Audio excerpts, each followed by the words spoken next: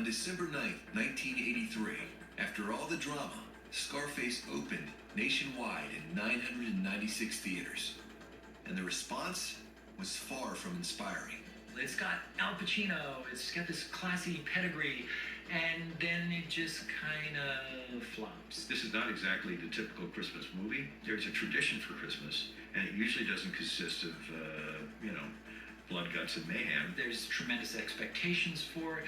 It brings in about $4 million, in its first initial wave of release. Ending up 16th on the year's box office list, the film barely recouped its costs.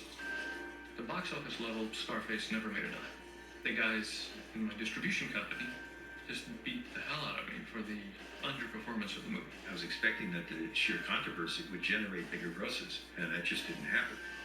But then, something strange did. The movie began popping up at late-night theaters, and the audience just kept coming. It was a movie that Hollywood did not create as a hit, but the audience did. It was one of the first sort of cult movies that was discovered by people where audiences of all kinds, kids, blacks, whites, Latinos, would come and see that movie over and over again. It's like the Rocky Horror Picture Show. People see it, and they'll sit there and they'll repeat all the lines. Say hello to my little friend. Say hello to my little friend. Say hello to my little friend. Say hello to my little friend. And then a booming technology changed the fate of Scarface.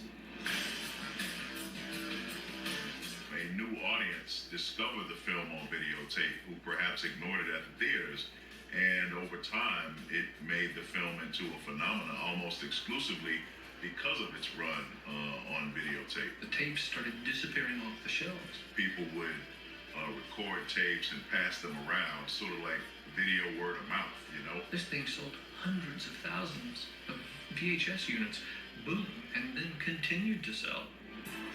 By the mid-'80s, the film started getting picked up by the hip-hop generation. It had a big impact.